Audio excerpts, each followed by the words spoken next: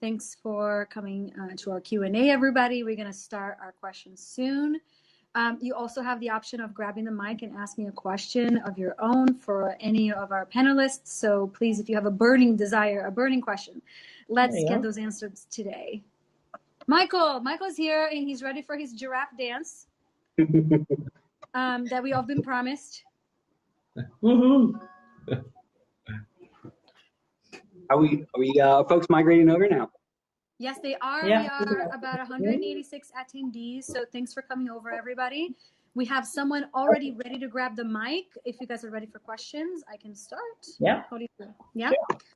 So let's. Brigitte, is that correct? Do I got you? Yes. There she is. Hi. Hi there. Hi, thanks for joining us today. Thank you. This is wonderful. I'm so happy that I was able to join in, and thanks for all the work that you guys are doing. This is really fantastic. I have a question. I'm sure some of you are familiar with the Elephants and Bees project that addresses the issues of the human-animal conflict that involves elephants raiding, subsistence farming, and things like that. Do we see that type of an issue with giraffe as well, or are the giraffe food requirements different enough from what we see in the cultivations that it doesn't pose a problem? That's my question. I'll jump in. Thank you. I suppose.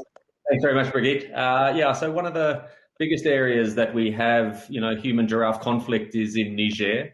The West African giraffe live in and amongst people in an area starting about 60 to 70 kilometers east of the capital. So over the years, the giraffe definitely like to have a go at their peas, different crops, mangoes. We interestingly did a study with a student, Jean-Patrick Sereau, many years ago, and we found at nighttime especially the giraffe were coming in and raiding the crops and raiding their food, and obviously around that convinced them to be able to, basically tie up where their food is in big storage areas.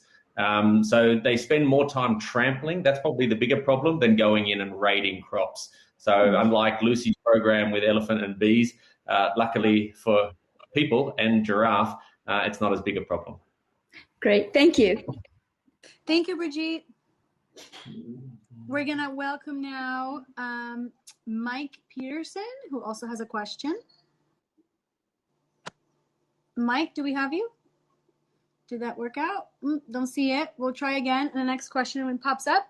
But we have some questions we took from the comment section, and I'm going to continue to ask those. And if you guys have a burning question, you can request the mic, and then we're going to loop you in to ask your question. So one question we have for Stephanie is, does Rothschild fit in one of those 4 species? Yes, that's actually quite interesting. So we have shown that Rothschild's giraffe are genetically identical with Nubian giraffe, and the Nubian giraffe is a subspecies of the northern giraffe. So as Nubian giraffe is the dominant species, they basically win. So Rothschild's disappears and Nubian giraffe it is as a subspecies of the northern giraffe. But now I see we have a question. Yes, we have Mike, I believe. Thanks for joining us today. Hi, well, thank you all. Every presentation has been great and been enjoying it. And thanks to you all for your great work. My question, and any of you all can take it, how big a role is tourism playing in your mission, the GCF mission currently, and what potential or how would you like to see that expand going forward? Arthur, Michael. Anybody jump in? Yeah, sure. I can take.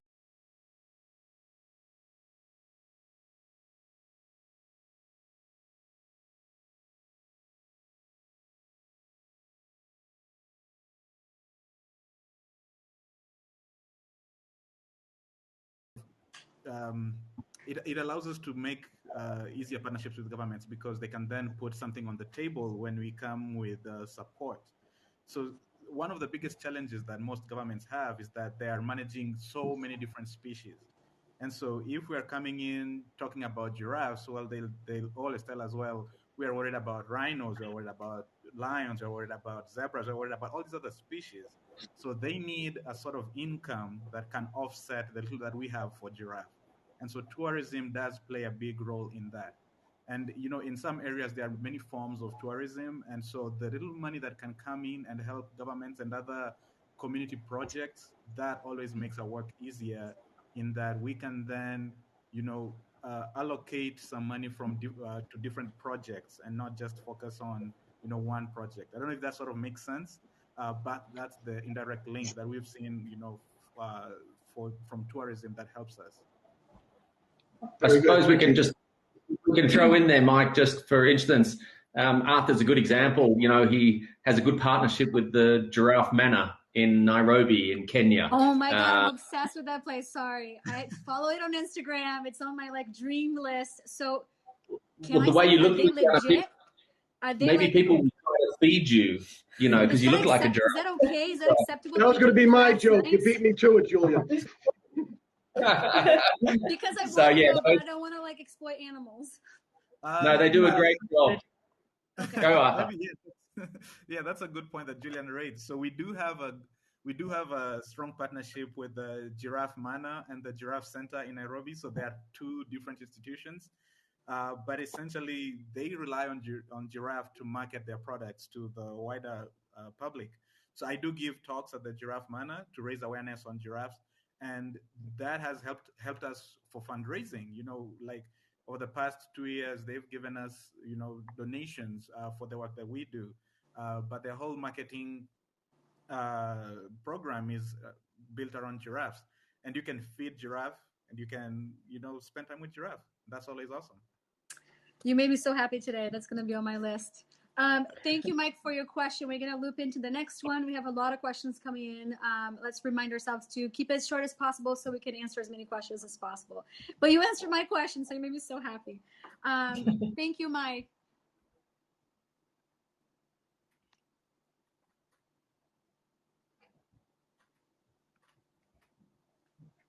All right, so there he goes. No. We have Marie who has a question. She should be popping in soon. There we go. Hi, Marie. Thanks for joining us today. Hi. I was wondering, if you're unable to financially donate and help that way, what is the best way to help with conservation for giraffes? I'll take that one. Thanks for your question. That's a really good and valid question. A lot of people ask us, and the best thing you can do is help us spread the word. Just tell your family and friends that giraffe are in trouble, because as we said, a lot of people are just not aware. So anyone can help spread the message. And then particularly around World Giraffe Day, 21st of June, the longest day, longest night for the tallest animal, organize something. Do something with your friends and just help us raise awareness. So that really, really helps. I recommend giraffe makeup. Absolutely. Thanks for joining us. You.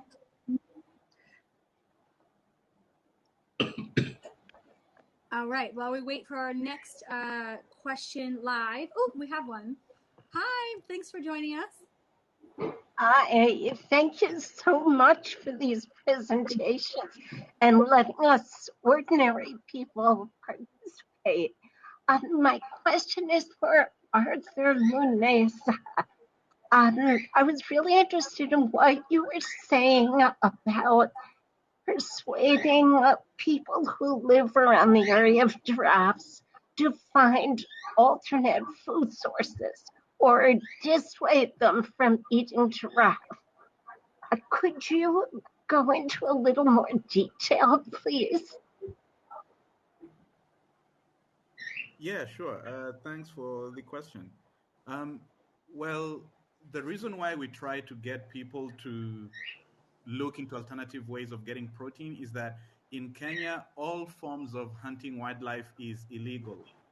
So essentially, we're trying to get them to rely more on cattle, on livestock, or other legal forms of getting food, because we care about the people that are living with giraffes, and we also care about giraffes. And so, if we can protect both, and encourage good behavior in a way, then that's a win-win in both ways of looking at it. Yes, well, that's wonderful. What about alternatives to meat sources? Are there beans and legumes available? Well, so that's well, it depends. It depends on where you are. There are some cultures where if you present them, with legumes and vegetables and try to force a vegetarian way of life, No, that's going to be a long day. of course, of course. Yeah. Yes. Many people rely on livestock, and it's a better way to just reinforce the traditional norms, because actually most of these cultures, they rely on cattle as livelihood, and so giraffe just comes in as something that's different that they want to try out. And so it's just easier to just reinforce the things that they're already used to. So it's not really a way of changing things, just reinforcing what already is there. Right. That's what I was just wondering if it was available. Well, thank you very much, Nueda. Thank you so much for your question, and thanks for joining us today. Here's a question that we got a few times from the chat, asking if there are opportunities for people to do volunteer trips, and how can you help in any other way? We do have some volunteer trips, but very limited opportunities because we don't have a center or anything. We have survey trips where sometimes we need some help. So if there is opportunities, we normally post that on social media. So follow us on social media, sign up for our newsletters to be the first to find out if there is opportunities, but these are quite limited. And as we said before, in the end, giraffe have to be saved in Africa. So what we really do need is money. If you can't give, then help us spread the word. Just tell your family and friends, do an event for World Giraffe Day. That really, really helps us. And you're all going to be getting the link to the donation later. And a reminder, you can share on your social media. Maybe you can't help, but on Facebook, your friends can help, on Instagram, and all these other things. TikTok, I know there's a million of them today. So there's many ways to help, even if you can't physically give. There's ways to get your network to help.